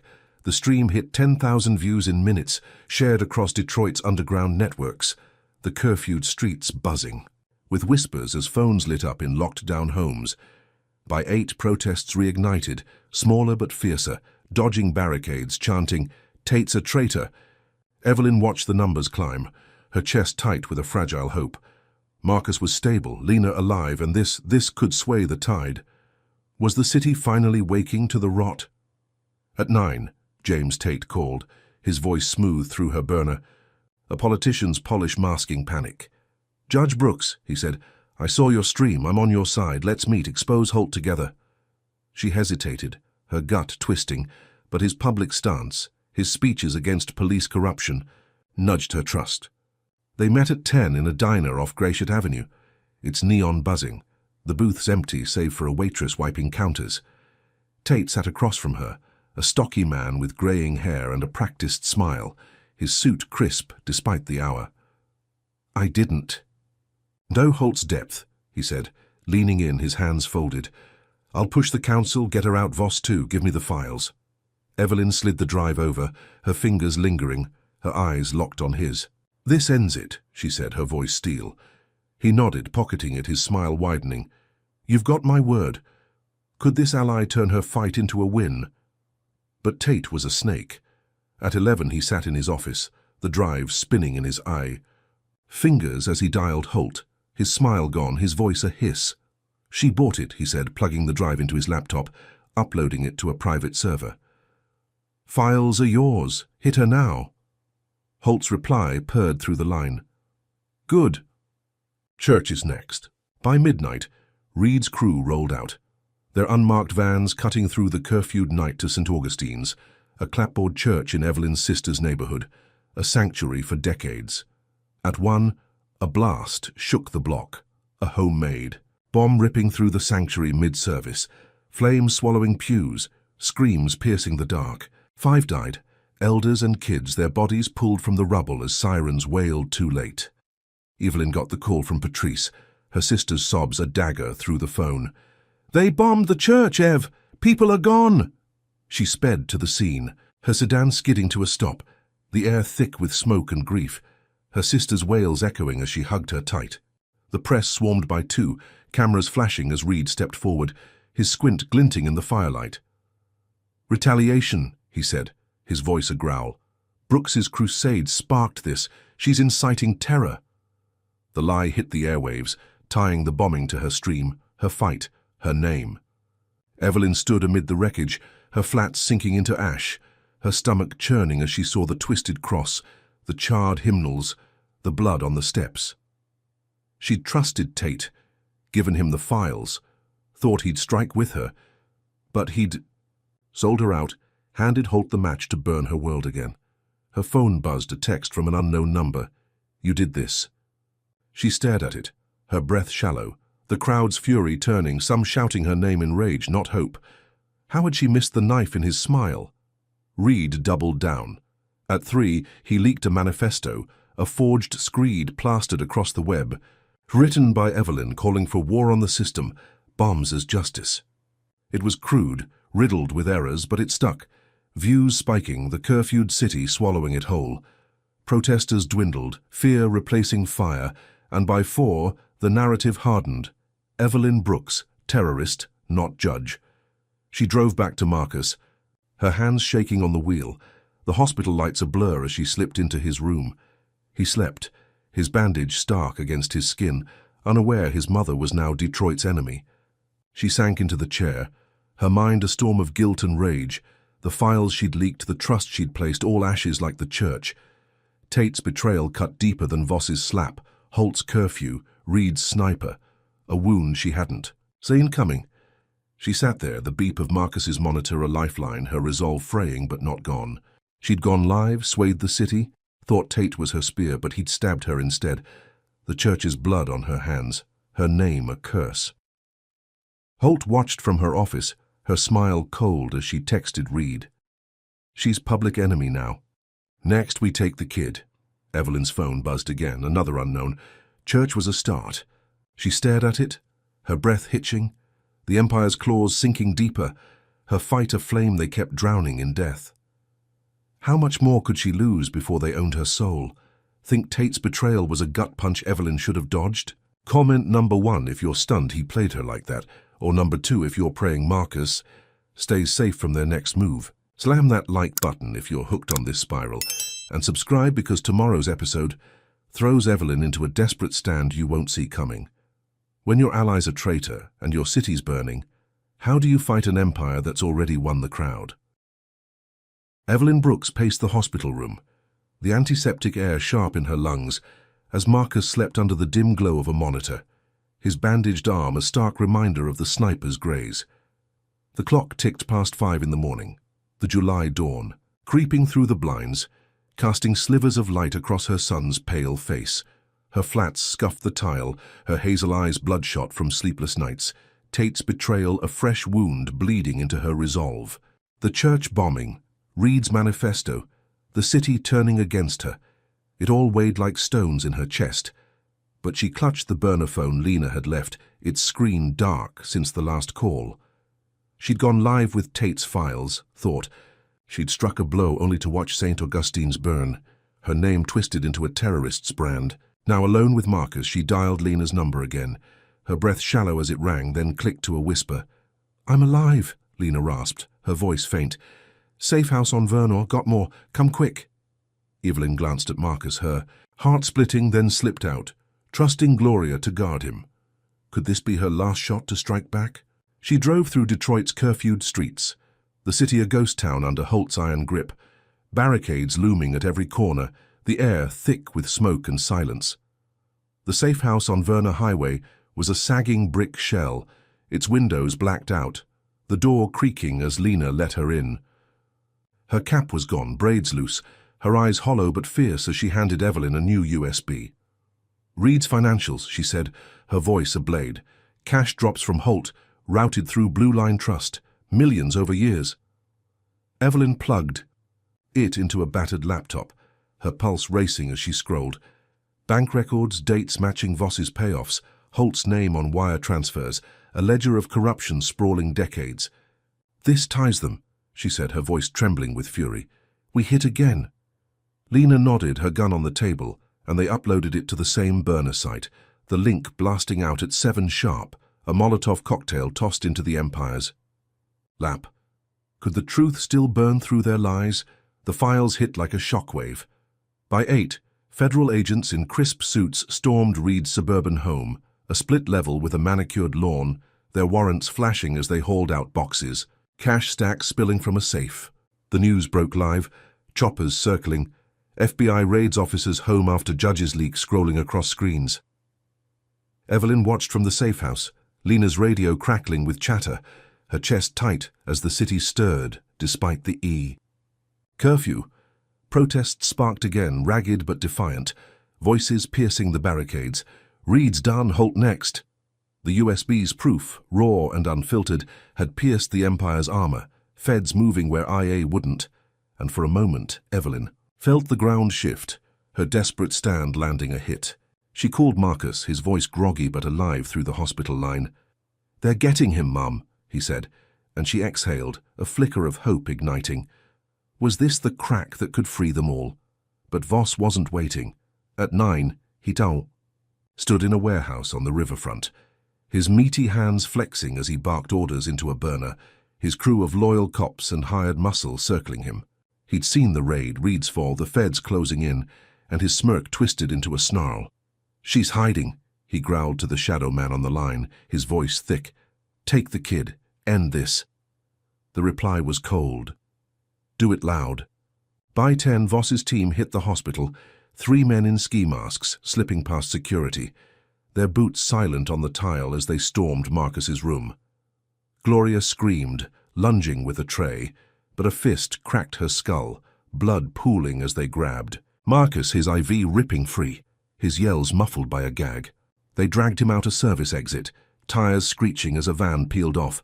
The boy gone in seconds, a ghost in the curfew's grip. Evelyn got the call at 11, Gloria's voice sobbing through the line, her head stitched but alive. "They took him, Judge. Masked men fast." Evelyn's world imploded, her knees buckling as she gripped the safe-house table, Lena catching her arm. "No!" she gasped, her voice a raw howl, the USB's wind dissolving into ash. She sped back to the hospital, her sedan fishtailing. The ER a chaos of cops and nurses as she shoved through, finding Gloria on a gurney, her face bruised. "I couldn't stop them," Gloria whispered, tears streaking her cheeks. And Evelyn's hands shook, her mind a storm of panic and rage. She'd exposed Reed, brought the feds, thought she'd struck gold, but Voss had ripped Marcus from her, a dagger deeper than the church's flames. How could she fight when they held her heart? At noon, the city froze as a live stream flickered on, Voss's voice booming through a dark screen. Marcus's face pale and gagged in the frame, a gun pressed to his temple. "This is your judge's work," Voss said, his rasp a taunt. "She leaks lies. We take what's hers. Confess, Brooks, or he's gone." The feed cut, the image searing into Detroit's soul, views spiking to 1 million. The curfewed streets erupting in riots, cars burning, barricades toppling as rage swallowed fear. Evelyn watched from the safe house, Lena's laptop trembling. In her hands, her scream silent but shattering, her son's life dangling by Voss's trigger. She'd rallied the feds, sparked the chaos, but this was their counter, a public execution threat to break her will. Her phone buzzed, an unknown number. "Say it's fake or he bleeds." She stared at it, her breath hitching, the Empire's claws sinking into her core. Holt seized the moment. At 1, she stood on the precinct steps, her suit crisp, her voice a velvet blade as cameras rolled. "Evelyn Brooks has incited this violence," she said, her blonde bob glinting. "Her leaks, her lies, they've endangered us all. I'm declaring martial law effective now." She signed an order deputizing vigilantes, white men with bats and rifles flooding the streets, their eyes wild as they restored order, targeting black blocs with glee. The riots intensified, tear gas choking the air, Molotovs arcing into squad cars, Detroit a war zone under Holt's iron fist. Evelyn sat frozen, Lena pacing, the radio spitting updates as the city tore itself. Apart her files the spark, Marcus the cost. She'd gone underground, struck with truth, thought she'd won a round, but Voss's move, Holt's law, they'd turned it into a slaughter. She stood, her flats scuffing the safe house floor, her resolve a fraying thread as she grabbed Lena's gun, her hands steady despite the tremor in her soul. "I'm getting him," she said, her voice steel, and Lena nodded, her own fury matching Evelyn's. They drove to the warehouse district, the riverfront a maze of shadows, the live stream's backdrop burned into her mind. She'd exposed Reed, brought the feds, ignited the riots, but Marcus's life hung by a thread, her desperate stand a gamble with no odds. Voss watched from his lair, his meaty hand on the gun, Marcus's eyes pleading through the gag. The city's chaos his symphony. Reed sat in a cell, cuffed but grinning, his fall a footnote as Holt's vigilantes roamed free. Evelyn parked, the warehouse looming, her breath shallow as she gripped the pistol, the Empire's weight crushing her. But her son's face the only light left. How far would she go to pull him back? Evelyn Brooks crouched in the shadows of the warehouse district, the Detroit River's dank breath curling around her as she gripped Lena's pistol, its weight cold against her palm. The July night pulsed with chaos, distant sirens wailing, the city fracturing under Holt's martial law and the vigilantes she'd unleashed. Marcus's face, gagged and pale in Voss's livestream, burned in her mind, his brown eyes pleading, the gun to his temple, a clock ticking down. She'd leaked Reed's financials at dawn, sparked the Fed's raid, watched Detroit erupt. But Voss had snatched her son, turning her desperate stand into a mother's nightmare. Lena crouched beside her, her braids tucked under a cap, her own gun drawn, her voice a whisper. "Warehouse 3, that's where the stream came from." Evelyn nodded, her hazel eyes narrowing as she spotted the rusted hulk ahead, its windows dark, a faint hum of voices leaking through the cracks. She'd lost Tony, Jamal, her home, her bench, but Marcus, she wouldn't lose him. Could she pull him out of this hell? They moved fast, slipping through the alley, the gravel crunching under her flats, Lena's boots silent as they flanked the warehouse. A side door hung ajar, and Evelyn peered in, her breath catching as she saw Marcus tied to a chair, his head slumped, Voss pacing with a Glock, two goons in ski masks lounging nearby. The livestream setup, a tripod and camera, blinked red in the corner, the feed off but ready. Lena signaled, her hand slicing the air, and they burst in, guns up, Evelyn's voice a roar. "Drop it, Voss!" He spun, his meaty hand raising the Glock, but Lena fired first, a shot cracking through the damp air, grazing his shoulder. He stumbled, blood blooming on his shirt, and the goons lunged, one tackling Lena, the other swinging at Evelyn. She dodged, her elbow cracking his jaw, years of courtroom grit fueling her swing, and he crumpled, out cold. Lena wrestled free, her knee slamming the second goon's gut, and he hit the floor, groaning. Evelyn bolted to Marcus, her fingers tearing at the ropes, his gag falling as he gasped, "Mom!" She hugged him fierce, his lanky frame trembling, blood from his grazed arm staining her shirt. Voss growled, clutching his shoulder, his Glock skittering across the concrete as he bolted for a back exit, his bulk vanishing into the night. Lena secured the goons, zip ties snapping tight, her breath ragged as she radioed a contact, a loyal cop named Diaz who dodged Holt's purge. "We've got him," she said, and Diaz's squad rolled in minutes later, lights flashing, cuffing the goons as Evelyn held Marcus, her tears hot against his curls. The feds hit Holt's office at the same time, their warrants blazing, dragging her out in cuffs, her blonde bob askew, her smirk gone. Evelyn stood outside, Marcus leaning on her, the warehouse a tomb of her victory, the city's chaos a distant roar. Had she finally struck the heart? But the Empire lashed back. At midnight, as Evelyn and Marcus rode with Diaz to a safe precinct, the radio crackled with a new voice, deep and cold, Paul Grayson, ex-chief Voss's mentor, a retired kingpin who'd built the Blue Line Trust. "Brooks raided a civilian site," he boomed, his tone a velvet lie. "Killed innocents, kidnapped. Her own son to fake a rescue. She's unhinged." Evelyn's stomach dropped, her grip on Marcus tightening as Diaz cursed, switching channels. Grayson's face hit every screen, a press conference live from his mansion, his silver hair glinting, his suit pristine as he waved evidence, photos of the warehouse, bodies staged in the shadows, none matching the goons she'd fought. "She's a murderer," he said, his eyes piercing the camera, and the city swallowed it, the riots shifting, chants turning to "Brooks must pay." She stared at the radio, her victory unraveling, Grayson's shadow dwarfing Voss's. How could he flip her rescue so fast? By one, a lynch mob hit the streets. Vigilantes Holt had deputized, their bats and rifles gleaming under streetlights, fueled by Grayson's lies. They stormed the safe house on Verna, where Lena had stayed to guard the files, but she'd slipped. Out, the duplex torched behind her, flames licking the sky. Evelyn saw the glow from the precinct window, her breath shallow as Diaz locked the doors, his squad bracing for impact. "They're coming," he said, his voice tight, and she nodded. Her hand on Marcus's shoulder, his eyes wide with dread. The mob reached the precinct by 2, 100 strong. Their shouts a wall of hate, bricks smashing windows, glass raining on the tile. "Give us Brooks," they bellowed, their faces twisted. Some neighbors she'd known, now turned by Grayson's. Venom. She stood in the lobby, her flats crunching glass, her resolve a fraying thread as Diaz's men held the line, batons up, outnumbered. Grayson wasn't done.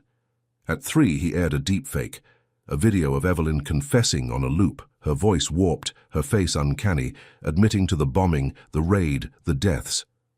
"I did it all," the fake her said, her eyes blank, and it spread. Millions watching, allies peeling away, even Diaz glancing at her with doubt. "It's not me," she said, her voice hoarse, but the mob didn't care, their fury a tidal wave crashing against the precinct doors. Lena burst in at 4, her hoodie singed, her gun drawn, having fought through the chaos. "They're framing you tight," she said, her breath ragged. "Grayson's the puppet master." Evelyn nodded, her mind spinning, the rescue a mirage. Holt's arrest a footnote, Grayson's lie swallowing her whole. The mob pressed closer, their fists pounding, the doors buckling, and she pulled Marcus behind her, the pistol shaking in her hand. Could she hold them off? She'd stormed the warehouse, saved her son, wounded Voss, watched Holt fall, thought the reckoning had begun, but Grayson's move, the mob, the deep fake, they'd turned her into the monster. The precinct trembled, Diaz shouting orders as the doors groaned. The vigilante's rage a furnace she couldn't douse. Her phone buzzed, an unknown number. "Surrender or they die inside." She stared at it, her breath hitching, Marcus clinging to her, Lena's gun steady beside her. Voss limped through the city, his shoulder bleeding, his smirk intact as he texted Grayson. "She's cornered," he rasped, and the reply hummed back, "Finish it." Evelyn stood, the mob's roar deafening, her victory a ghost. The Empire's, claws sinking deeper, Grayson's shadow a noose she couldn't slip. How long could she stand before they dragged her down? Evelyn Brooks stood in the precinct lobby, her flats grinding glass into the tile, as the lynch mob's roars shook the walls, their fists and bats splintering the doors under the July night's suffocating heat. Marcus clung to her side, his bandaged arm trembling, his brown eyes wide with terror. The rescue she'd fought for hours ago now a fragile shield against Grayson's lies. Lena paced beside her, gun drawn, her braids loose and singed, while Diaz and his squad braced the entrance, their batons a thin line against the vigilantes Holt had unleashed. The deep-fake Grayson aired, her warped voice confessing to murders, looped on every screen, turning allies to enemies. The mob's hate a furnace fed by his venom. She'd stormed the warehouse, saved her son, wounded Voss, watched Holt fall, thought the reckoning was hers. But Grayson's frame job had flipped it, the precinct a cage under siege. Her hazel eyes burned, her grip on Marcus tightening as, she whispered, "Stay close." Could she hold this line when the city itself wanted her blood? Diaz shouted orders, his voice hoarse as the doors buckled, wood cracking like bones. The mob's chants a tidal wave. "Brooks must pay!" Lena grabbed a radio, her fingers flying as she called for backup, but static answered, the curfew choking. Any help. Evelyn's burner buzzed, a text from an unknown number. "Give up or they all die." She stared at it, her breath shallow, then shoved it in her pocket, her resolve a fraying thread. "We're not folding," she said, her voice steel, and Lena nodded, her gun steady. At 1 in the morning, Diaz's men pushed back, a baton cracking a vigilante's arm, blood splattering the glass, but the mob surged, a brick smashing through, grazing Diaz's skull. He stumbled, red streaming down his temple, and Evelyn lunged, dragging him behind a desk, Marcus ducking beside her, his gasp a knife in her chest. The doors gave, a flood of bodies pouring in, their eyes wild, bats swinging, and she fired Lena's pistol into the ceiling, the bang a thunderclap that froze them for a breath. They bolted, Evelyn hauling Marcus through a side hall, Lena covering. Their rear, her shots popping as vigilantes ducked, their yells a chaos of rage and pain. Diaz limped behind, his squad scattering, the precinct lost as they hit a service exit, the night swallowing them. They piled into Diaz's squad car, tires screeching as he floored it, the mob's shouts fading, their bats thudding the trunk. Evelyn's heart pounded, her hand on Marcus's shoulder, the city a blur of smoke and fire as they sped to Lena's last safe spot, a garage off Livenois Avenue, its steel door rattling shut behind them. She exhaled, her flats scuffing oil-stained. Concrete. Marcus safe beside her, Lena's gun still warm in her grip. "We're alive," she said, her voice trembling, and Lena nodded, her breath ragged. She'd escaped the mob, held her son, thought she'd slipped Grayson's noose. Could this refuge last? At 2, Evelyn cracked the garage's laptop, her fingers flying as she leaked Grayson's financial ties. Blue Line trust records tying him to Holt and Voss, millions laundered through decades of blood. "He framed me," she typed, her words raw, uploading it with Reed's cash drops, the Fed's raid-proof, a desperate counter to the deepfake. The link hit at 3, shared across Detroit's underground, 50,000 downloads by dawn, protests paralyzing the city despite the curfew, voices piercing the barricades. "Grayson's the liar." The garage radio crackled, a rogue reporter's voice breaking through. "Feds are circling Grayson's mansion, warrants out." Evelyn stood, her chest heaving, Marcus watching her with a flicker of hope, Lena's eyes hard but bright. She'd dodged the mob, struck back with truth, turned the tide again, the Empire's grip slipping as the city roared. Was this the reckoning's edge? But Grayson struck with a vengeance. At 6, as the sun bled over the skyline, a drone hummed low, its shadow flickering across the garage roof, unnoticed until its payload dropped. A deafening blast, shredding a community center 2 blocks away, a black hub packed with mourning volunteers. The explosion rocked the garage, windows shattering, dust choking the air as Evelyn pulled Marcus down, Lena diving beside them, the radio screaming, "Dozens dead! Center gone!" She scrambled to the laptop, the news live-streaming the wreckage.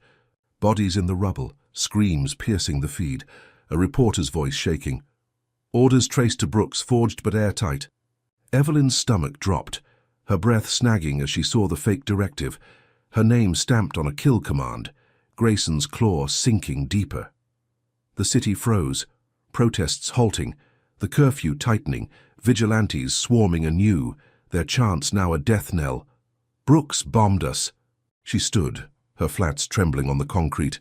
Marcus's gasp a blade in her gut as Lena checked the radio, her voice tight. "They're pinning it, Judge. Grayson's untouchable." Evelyn's mind reeled, the drone strike a slaughter she'd never ordered, her leak twisted into a massacre's cause. At 7, Feds hit the garage, their boots storming the steel door, rifles up as they cuffed her. Marcus yelling, "She didn't do it!" Lena lunged, her gun raised, but a barrel cracked her skull, blood pooling as they dragged her out, unconscious. Diaz was gone, lost in the mob, and Evelyn sat in the Fed van, her wrists raw, Marcus beside her, his eyes pleading as they rolled to a federal lockup, the city's rage a wall she couldn't breach. She'd escaped, leaked Grayson's truth, thought she'd won, but this was their counter, a bloodbath pinned on her, her freedom a ghost. Voss limped into the precinct at 8, his shoulder bandaged, his smirk wide as he faced a scrum of cameras. Reed's cuffs a distant memory, Holt's arrest a footnote. Brooks masterminded it all, he said, his rasp a taunt, waving a forged log tying her to the drone, his testimony a nail in her coffin. "I saw her plan it, the files, the bombing, all her." The lie hit hard, the Feds nodding, their warrants shifting. Evelyn's leak drowned in the center's ashes. She sat in a cell, Marcus beside her, the concrete cold, her breath shallow as she gripped his hand, the Empire's weight crushing her again. Grayson watched from his mansion, his silver hair glinting as he sipped scotch, the Feds circling but not striking, his empire intact, her truth buried under bodies. "She's locked," he murmured into a phone, his voice silk. "Finish her." Evelyn stared at the cell wall, her flat scuffing the floor. Marcus is breathing a lifeline as the city burned outside, the drone's echo a death knell she couldn't silence. She'd leaked the files, paralyzed Detroit, brought feds to Grayson's door, but his strike, Voss's lie, they'd turned her into the villain, her son cuffed beside her, Lena down, the reckoning a mirage. Her phone was gone, confiscated, but the last text lingered in her mind. "You're done." She'd escaped the mob, thought she'd won a round, but Grayson's claws had sunk deeper, the center's blood a chain she couldn't break. Her resolve flickered, a flame in a storm, as Marcus whispered, "What now, Mum?" She squeezed his hand, her voice a rasp. "We fight." How could she rise when the Empire held all the cards? Evelyn Brooke sat in the federal lockup, her wrists chafed raw from cuffs, the concrete cell a frigid tomb under the hum of flickering lights. Marcus slumped beside her, his bandaged arm limp, his brown eyes dulled by exhaustion. The drone strikes echo a weight, crushing them both. The July morning seeped through a slit window, Detroit's chaos a distant roar beyond the bars, the city reeling from Grayson's lie that pinned the community center's carnage on her. She'd escaped the mob, leaked his financials, paralyzed the streets with truth, only to be cuffed here, Voss's testimony sealing her as a terrorist, the Empire's claws sinking into her soul. Her hazel eyes traced the cell's cracks, her flat scuffing the floor. Her mind a storm of fury and despair as she gripped Marcus's hand, his warmth the only tether left. She'd fought for months, lost Tony, Jamal, her home, her bench, but this was the endgame. Grayson's mansion, untouchable, her truth buried under bodies. Could she claw out one last stand? The trial hit at 9, a federal courtroom packed with reporters, their cameras a silent jury, the air thick with tension as Evelyn stood, her borrowed suit stiff against her skin. Marcus sat in the front row, guarded by feds, his face pale but fierce, Gloria beside him, her head stitched from the hospital fight. The prosecutor, a lean man with a buzz cut, laid out the case. Assault on Voss, obstruction with fake files, the drone strike, 32 counts tied to her name, each a nail. In her coffin, she testified, her voice steady, cutting through his lies. "I exposed corruption, not caused it. Voss slapped me, Reed framed my son, Grayson bombed the center to silence me." The jury, a mix of stone faces, watched, their pens still as she detailed the USB leaks, the church fire, Tate's betrayal, her words a blade against the Empire's armor. The prosecutor smirked, waving Voss's forged log. She planned it all, but her gaze burned, unyielding. Was this her last chance to turn the tide?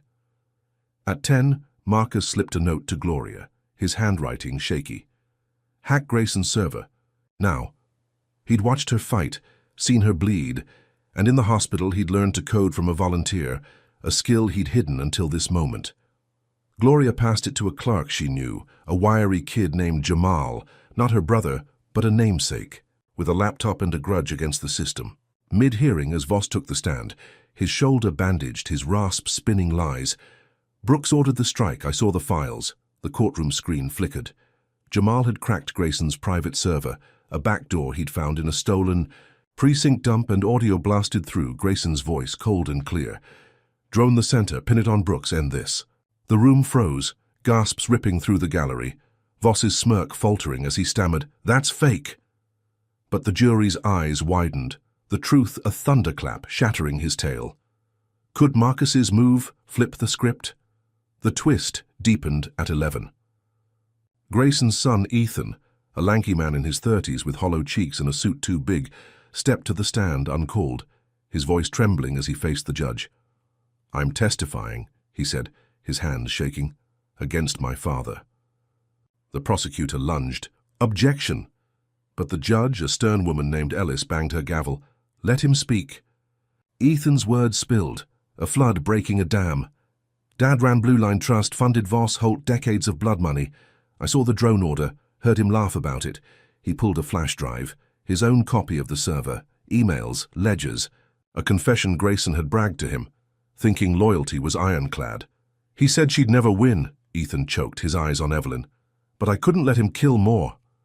The courtroom erupted, reporters scrambling, the jury leaning forward, Voss's face paling as Ethan's truth gutted the Empire's core. Had the son just handed her the key? Voss cracked at noon, his meaty hands flexing as the prosecutor grilled him. "Explain the audio," he snarled. "It's doctored." But Ethan's drive matched it, timestamps aligning. Grayson's voice, a noose tightening around his neck. Reed, cuffed in the back, squirmed, his squint darting as Evelyn's lawyer, a pro bono firebrand named Clara, tore into them. "You framed her, bombed civilians, lied under oath." Voss snapped, "Grayson called it," then froze, his slip a grenade in the room, Reed's head dropping as the jury gasped again. Clara pressed, her voice a whip. "Who else?" And Voss crumbled, naming Holt, Tate, a dozen cops, a retired captain, their empire spilling like oil from a cracked barrel. Evelyn stood, her breath shallow. Marcus's hack, Ethan's turn. Voss's collapse, a cascade she'd never dared dream. Was this the reckoning she'd bled for? The judge called a recess at 1, the room buzzing as feds swarmed Grayson's mansion, their choppers circling, warrants flashing as they dragged him out, his silver hair wild, his Scotch glass shattering on the marble. Holt's cuffs tightened. In her cell, Tate's office raided, the Empire's pillars toppling under the weight of their own rot. Evelyn sat with Marcus during the break, his hand in hers, his smile faint but real. "You did it, Mom," he whispered, and she nodded. Her throat thick, the courtroom's hum a distant hymn. At 2, the trial resumed, Clara dismantling the prosecution, the jury's eyes locked on Evelyn, her story no longer a lie, but a beacon. Voss slumped, Reed silent, their empire a ruin at her feet, Grayson's audio, the match that burned it down. Could this victory hold, or was it a mirage? The verdict hit at 4. Not guilty on all counts, the words a thunderclap as the gallery roared, reporters sprinting, Marcus leaping to hug her, his arms tight around her neck. Evelyn stood, her flat steady, her hazel eyes glistening as Ellis banged her gavel. Case dismissed, Ms. Brooks cleared. She walked out free, Marcus beside her, the courthouse steps swarming with supporters, their signs high. Justice. 1. The feds indicted Grayson, Voss, Reed, Holt, Tate, a dozen more, their empire crumbling under Ethan's truth, Marcus's hack, her fight. She resigned that night, her letter simple. "I broke the system, now others rebuild it," her voice a whisper to Aisha over the phone. "I'm done judging." She stood on her porch at dusk, Marcus biking in the yard, the city scarred but breathing, her bench gone, her fighter civilians now. Was this peace or just a pause? At 9, a voicemail hit her burner, a voice she didn't know, smooth and chilling. "You think it's over, Judge? Grayson was a pawn. We're still here." She froze, the air cooling around her. Marcus's laughter fading as she replayed it, the words a shadow deeper than Voss's slap. Holt's curfew, Grayson's drone. She'd won, cleared her name, toppled their empire, but this hinted at a cabal beyond, a web she'd only grazed. Her resolve flared, a flame rekindled as she pocketed the phone, her eyes on Marcus, the fight unresolved, the city's scars a map she'd redraw. She'd broken one empire, but another loomed, her victory a spark in a longer war. How deep did the rot run, and who'd face her next? Evelyn Brooks's journey in this gripping tale unveils profound truths about resilience, systemic racism, and the cost of justice. Her fight against a corrupt empire of racist cops and officials reveals that courage isn't just about standing tall, it's about rising each time you're crushed. Evelyn faced a slap, a framed son, a torched legacy, and a city turned against her, yet she wielded truth as her weapon, exposing decades of rot. The lesson here is clear. One voice, armed with determination, can spark a reckoning, even when the odds seem insurmountable. Her story teaches us that justice isn't a gift. It's a battle, often paid in blood and tears, but worth every scar when it topples giants. Another takeaway is the power of unexpected allies. Marcus's hack and Ethan's betrayal of his father flipped the script, showing that change can come from within, from those who've seen the beast up close. Yet, the chilling voicemail at the end warns that victories are fragile. Evil adapts, lurking in shadows deeper than we know. Evelyn's resignation isn't defeat. It's a shift, a call to fight beyond the bench, proving that real change demands relentless evolution. Finally, the tale underscores the cost of silence, every buried complaint, every dismissed life, fueled this empire. Speaking out, even at great risk, is the only way to break such chains. So what's your take? How far would you go to expose a racist system knowing it might cost everything? Drop a comment with your thoughts. Hit like if Evelyn's grit moved you. Subscribe for more tales of defiance, and share this to ignite the conversation. Thanks for joining this journey. May you find strength to challenge injustice wherever it hides, and may truth always light your path.